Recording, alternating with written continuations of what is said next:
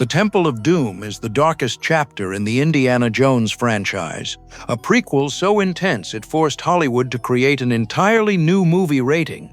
But even after 4 decades, this film is still hiding secrets. Did you know this film was originally supposed to feature Indiana Jones fighting living dinosaurs, or that a deleted scene actually explains how hundreds of enslaved children made it out of those mines alive? Today, we're uncovering 15 hidden truths about Indiana Jones and the Temple of Doom 1984, including shocking Easter eggs that reveal secret connections to the Star Wars and James Bond films. Number 1. The scrapped alternate ending.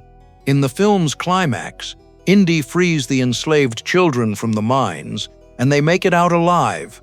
But if you watch the movie closely, something doesn't add up. These kids suddenly appear safe at the surface near Pankot Palace, even though we've seen just how far underground those mines are. Indy himself had to crawl through bug-infested tunnels, navigate past a human sacrifice chamber, and descend deep into the earth just to reach them. So how did hundreds of children just walk out? Fans have debated this for decades, but the answer was actually filmed and later cut in deleted scenes. And in the film's official novelization, this is what was supposed to happen.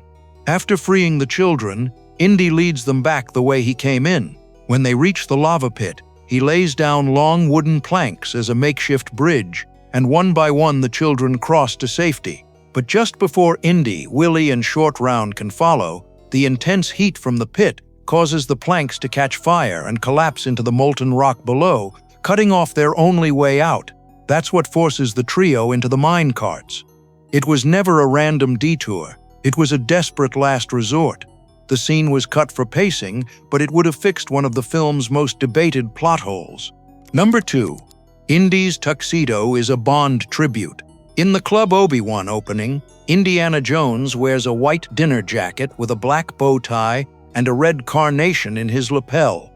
That outfit might look familiar. It's virtually identical to what Sean Connery wears in the pre-title sequence of the 1964 James Bond film Goldfinger. And this was no accident. Director Steven Spielberg had twice asked Bond producer Albert "Cubby" Broccoli to let him direct a 007 film. First after Jaws, then after Close Encounters of the Third Kind. Both times, Broccoli turned him down. After that second rejection, Spielberg vented to George Lucas, who told him he had a character even better than Bond. That character became Indiana Jones. So the Goldfinger tuxedo was Spielberg's way of tipping his hat to the franchise that wouldn't have him. And the tribute didn't stop there. 5 years later, Spielberg cast Sean Connery himself, the original James Bond, as Indiana Jones's father in The Last Crusade. Number 3. The sequel that almost had dinosaurs. When Raiders of the Lost Ark became a smash hit, George Lucas didn't actually have a story ready for the sequel. His first idea was to set it in China. Indy would ride a motorcycle along the Great Wall and then discover a hidden valley full of living dinosaurs, inspired by Arthur Conan Doyle's The Lost World. But the Chinese government refused to let them film in the country, and the concept died. Lucas pivoted to his second idea, Indiana Jones investigating a haunted castle in Scotland, basically a Universal horror film with Indy playing Van Helsing. Spielberg vetoed that too, saying it felt too similar to Poltergeist, which he'd just produced. It took 3 rejected concepts before Lucas wrote the treatment that became Temple of Doom. Had the original idea survived, audiences would have seen Indiana Jones fighting dinosaurs a full decade before Spielberg directed Jurassic Park. Number 4. The kid who wasn't supposed to audition. Ke-Huy Quan, who plays Indy's young sidekick Short Round, was never meant to be in this film. It was his older brother who answered the casting call. The 12-year-old Quan simply tagged along with his brother and their mother to the audition. But Spielberg noticed something. While his brother was performing, Quan was coaching him from the sidelines, giving him notes and telling him what to do. Spielberg was so taken by the kid's personality that he asked Quan to audition instead. For the screen test, Spielberg paired him directly with Harrison Ford. The two improvised the card game scene where Short Round accuses Indy of cheating. That improvisation made it into the final film virtually unchanged. Kwan had beaten approximately 6,000 actors worldwide for the role, and nearly 40 years later, he would win the Academy Award for Best Supporting Actor for Everything Everywhere All at Once, completing one of Hollywood's greatest comeback stories. Number 5. The scene that fixes a 40-year plot hole. In the film, Short Round saves Indy from the black sleep of Kali by burning him with a torch. It's one of the most emotional moments in the movie, but the film never explains how Short Round knew that fire would break the spell. As it plays, it looks like nothing more than a lucky guess. That's because a deleted scene provided the missing logic. In the mines, Short Round was supposed to witness a Thuggee guard, already enslaved by the black sleep of Kali, get accidentally burned by exposed lava. The guard briefly snaps out of the mind control, freed for just a moment before being dragged away by other cultists. Short Round sees this happen, and that's how he knows to use fire on Indy. The scene's removal created a plot hole that has puzzled audiences for 4 decades. Without it, one of the film's most pivotal moments rests entirely on what looks like a 12-year-old's blind gamble. Number 6. Every Indy film is Han Solo's dream. There's a fan theory that refuses to die, and once you hear it, you won't be able to shake it. The theory says that all of the Indiana Jones films are actually the dreams of Han Solo while he's frozen in carbonite between The Empire Strikes Back and Return of the Jedi. Both characters are played by Harrison Ford. The Star Wars Easter eggs are everywhere, from Club Obi-Wan in this film to the R2-D2 hieroglyphics hidden in Raiders of the Lost Ark. But the detail that makes it irresistible is timing. Temple of Doom was released in 1984, right in the gap between Empire and Jedi's theatrical runs, the exact window when Han Solo was frozen. And in The Last Crusade, a stack of barrels on a ship is labeled Carbonetto, a clear play on carbonite, the fictional substance used to freeze Han Solo in Empire Strikes Back, as if George Lucas himself was winking at the audience. It's tongue-in-cheek, obviously, but once you see it, good luck watching any Indiana Jones film the same way again. Number 7. Famous faces hiding in the airport. Early in the film, Indy, Willie, and Short Round rush to the Shanghai airport to escape the gangster Lao Che. A mustachioed British officer arranges their passage onto a cargo plane. That officer is Dan Aykroyd, the original Saturday Night Live cast member and star of Ghostbusters, speaking with a British accent so convincing that most viewers have never recognized him. But Aykroyd isn't the only famous face hiding in this scene. Look carefully at the background, and you'll spot George Lucas, Steven Spielberg, producer Frank Marshall, and future Lucasfilm president Kathleen Kennedy, all playing missionaries loading luggage.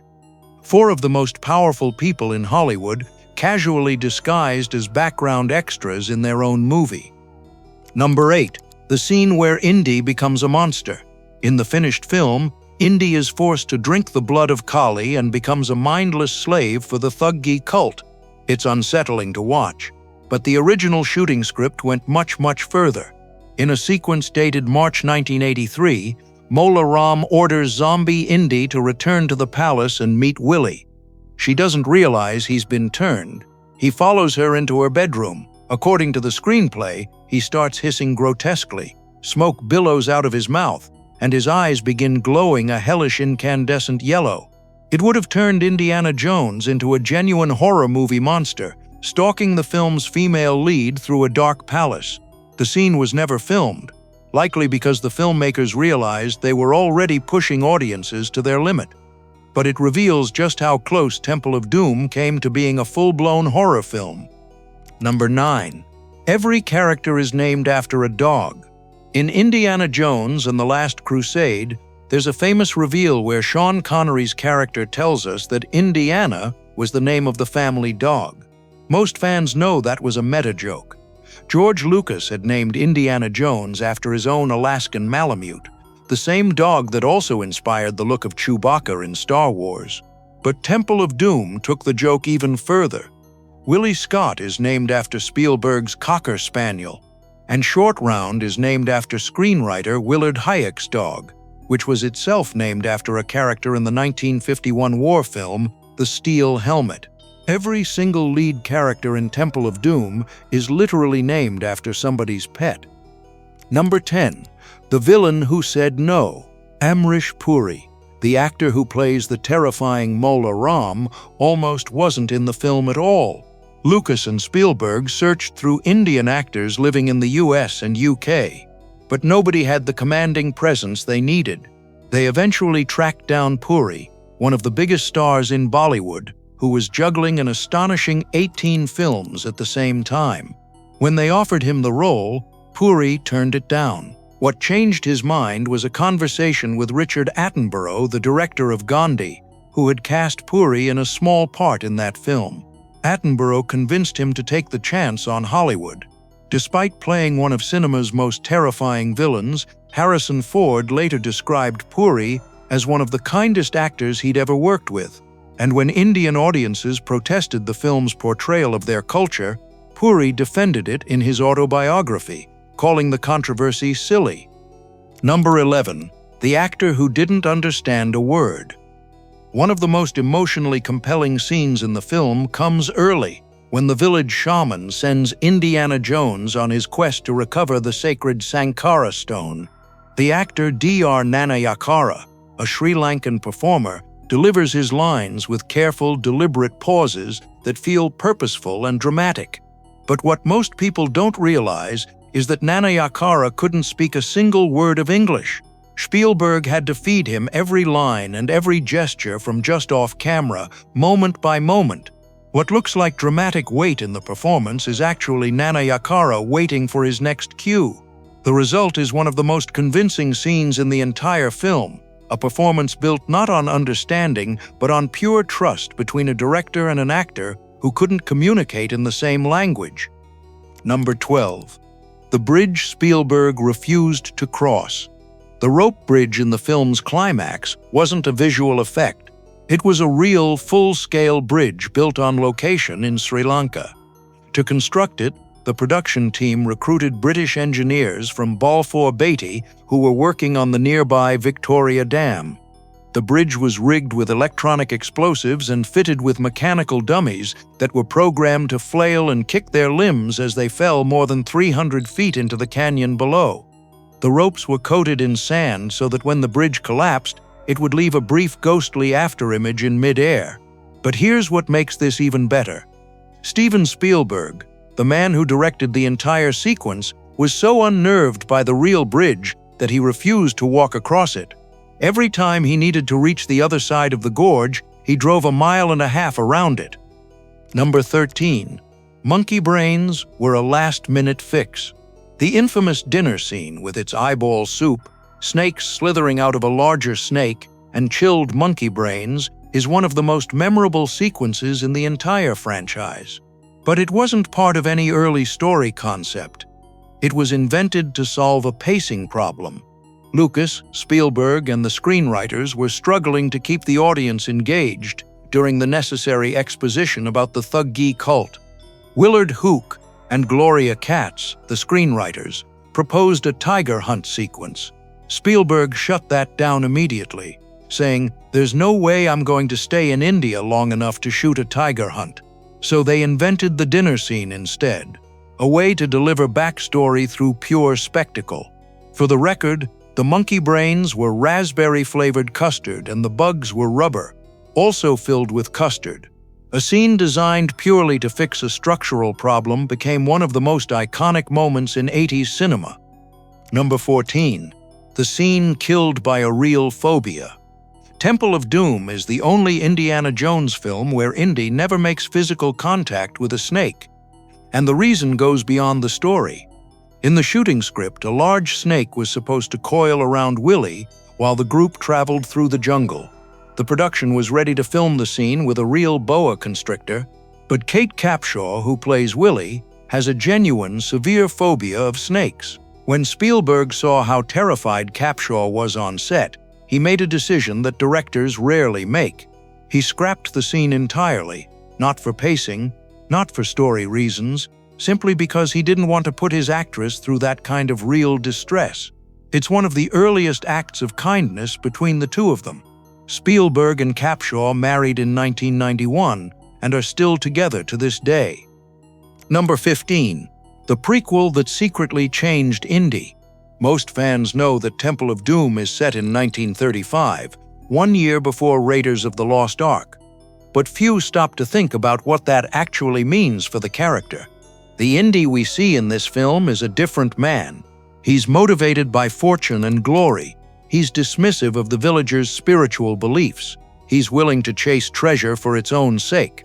This is a younger, less mature Indiana Jones. His transformation in Temple of Doom, learning to respect the power of the Sankara stones and choosing to save the children instead of chasing wealth, is what creates the man we meet in Raiders.